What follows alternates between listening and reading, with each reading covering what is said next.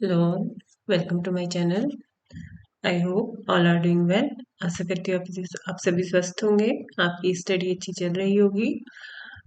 तो जैसा कि हमने प्रीवियस वीडियोस में देखा, हम बात कर रहे थे मौलिक अधिकारों के बारे में, जिसमें कि हमने 6 मौलिक अधिकार जो वर्तमान समय में है उन्हें पढ़ा, जो थे समानता का अधिकार, स्वतंत्रता का अधिकार, शोषण के विरुद्ध अधिकार, धर्म की स्वतंत्रता का अधिकार और संस्कृति और शिक्षा का अधिकार।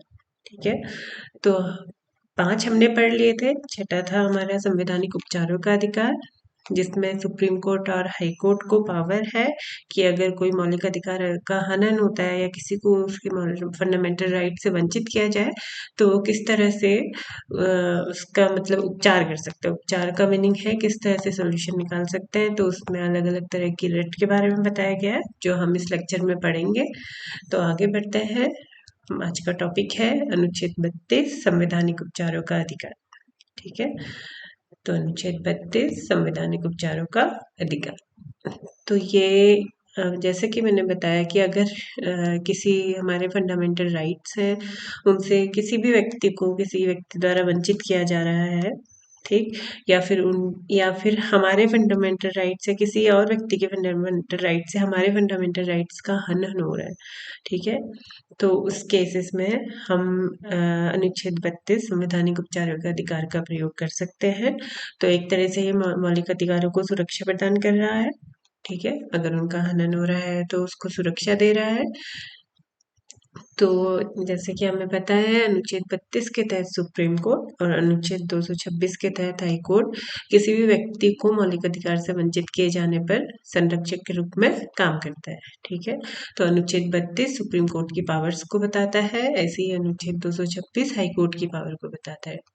लेकिन इसमें डिफरेंस इतना है कि अनुच्छेद 32 के तहत सुप्रीम कोर्ट सिर्फ जो हमारे फंडामेंटल राइट्स हैं उन्हीं पर रिट जारी कर सकते हैं। जो हमारी इसमें 5 रिट डिस्कस करेंगे वो सिर्फ फंडामेंटल राइट्स के लिए जारी कर सकता है। लेकिन अनुच्छेद 226 के तहत हाई कोर्ट जो भी हमारे विधिक अधिकार हैं या फिर और फंडामेंटल राइट हैं, वो इनमें से किसी में भी जो हमारा रिट है, 5 तरह की रिट जो दी गई है, उनका हनन होने पर जारी कर सकता है।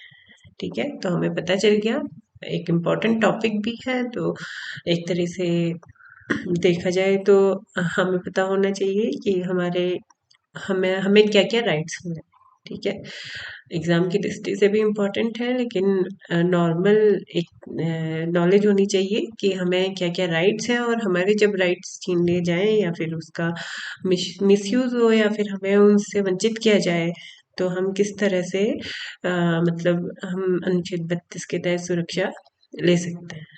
ठीक है, तो इसमें जैसे कि बताया, 5 तरह की रिट जारी की जा सकती है।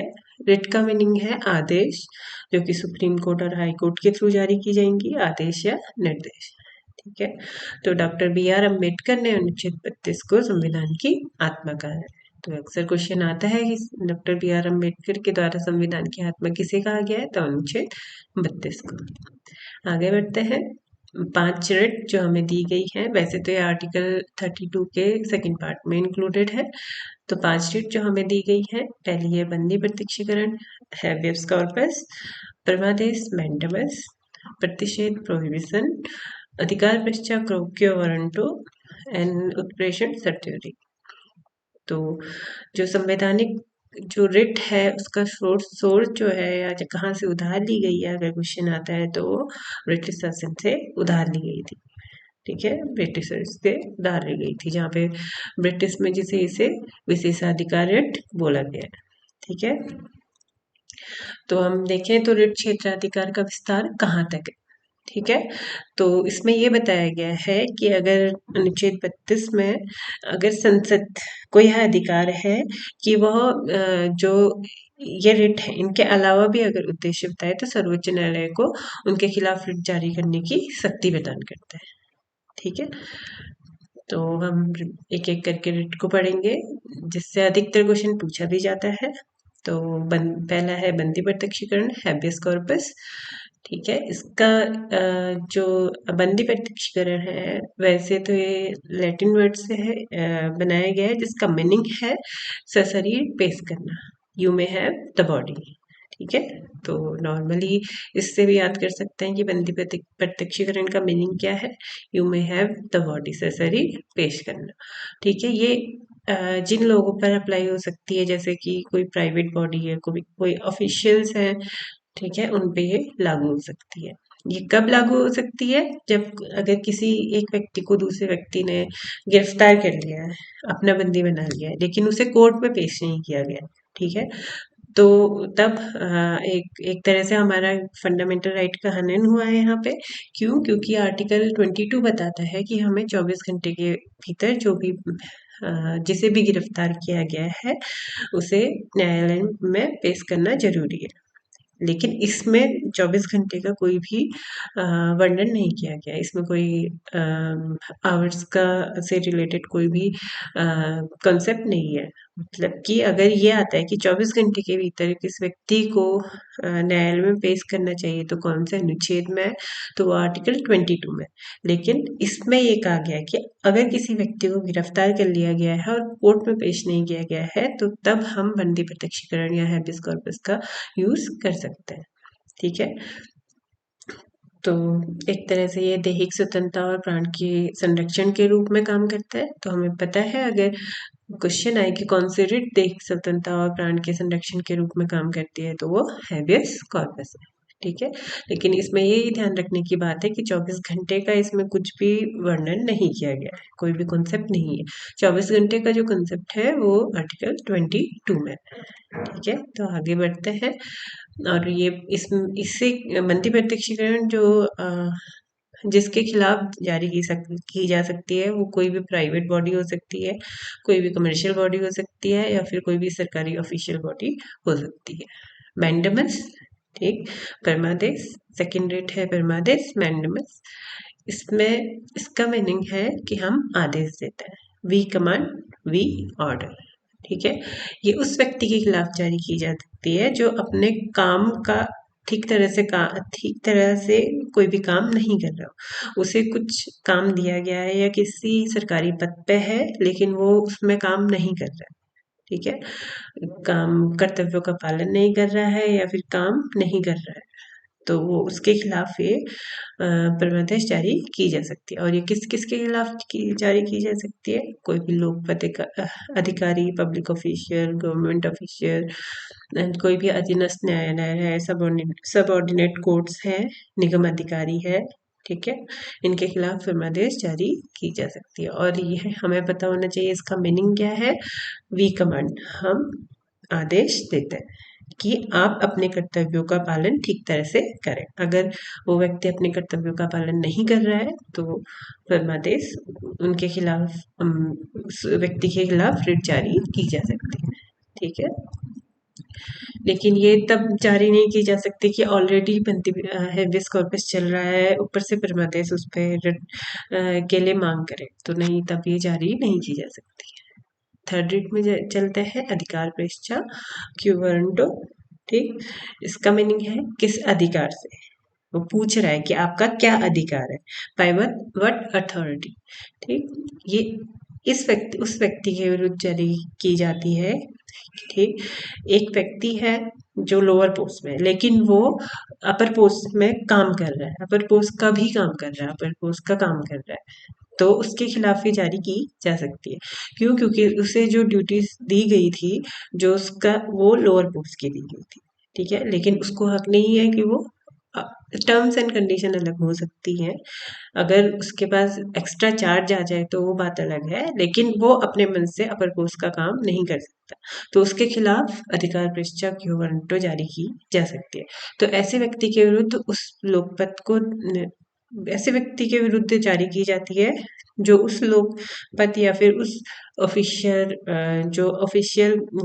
जो मीन्स ऑफिशियल उसका अथॉरिटी है, उसको धारण कर रहा है, जो उसके अधिकार क्षेत्र में नहीं आता, जिसे धारण करने का अधिकार उसके पास नहीं है। जैसे कि लोअर पोस्ट का अगर व्यक्ति हायर पोस्ट की कमांड संभाले, तो वो उसके अधिकार क्षेत्र से बाहर है, तो उसके विरुद्ध ये अधिकार परीक्षा रिट जारी की जा सकती है। लेकिन अगर कोई टर्म एंड कंडीशन आ गई कि अभी वो हायर पोस्ट का व्यक्ति नहीं है और उसका जो एक्स्ट्रा जो वर्क है वो लोअर पोस्ट वाले को मिल गया, तो उस केस में नहीं। ठीक है, तो ये केवल तभी जारी की जा सकती है जब जो कानून और संविधान द्वारा निर्मित जो सार्वजनिक पद हैं, गवर्नमेंट जो ऑफिशियल्स हैं, ठीक है, गवर्नमेंट जो पोस्ट हैं, उनके उनके खिलाफ ही जारी की जा सकती है। ठीक है, तो ये किसके विरुद्ध नहीं की जा सकती है? कोई भी प्राइवेट अथॉरिटी है या फिर कोई भी हमारा जो मंत्री स्तर है, उनके कार्यालयों के विरुद्ध जारी नहीं की जा सकती। तो इसमें ये ध्यान रखना है कि जो भी कानून या संविधान द्वारा निर्मित पद है, सार्वजनिक पद है, उनके खिलाफ ही ये रिट जारी की जा सकती है। ठीक है, तो अभी तक हमने 3 रिट पढ़ ली है। पहला बंदी प्रत्यक्षीकरण, ठीक है, दूसरा अधिकार परीक्षा और तीसरा परमादेश। ठीक है, तो चौथी रिट की ओर बढ़ते हैं, जो है प्रतिषेध, प्रोहिबिशन। जैसे कि नाम से पता चल रहा है कि वो रोक रहा है किसी चीज को, वर्जित कर रहा है, तो इसका मीनिंग है वर्जित करना, और इंग्लिश में बोले तो टू स्टॉप और टू फॉरवर्ड। ठीक, ये न्यायिक और अर्ध न्यायिक अधिकारियों के विरुद्ध ही जारी की जाती है।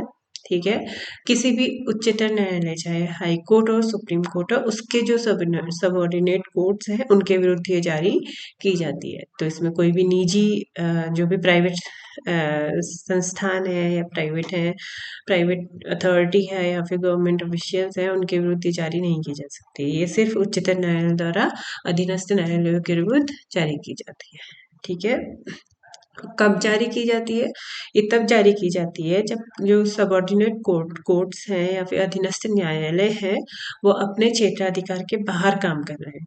ठीक है, ऐसी अपने क्षेत्राधिकार से बाहर काम कर रहे हैं, और या ऐसे मामले की सुनवाई कर रहे हैं जिनके बारे में जो उनके क्षेत्राधिकार के अंदर नहीं आते। ठीक है,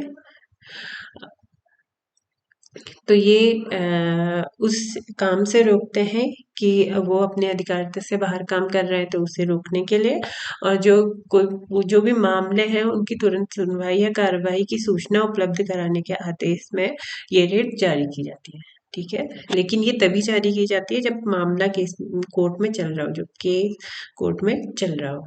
तो आगे बढ़ते हैं 5वीं रिट में, जो कि है उत्प्रेषण।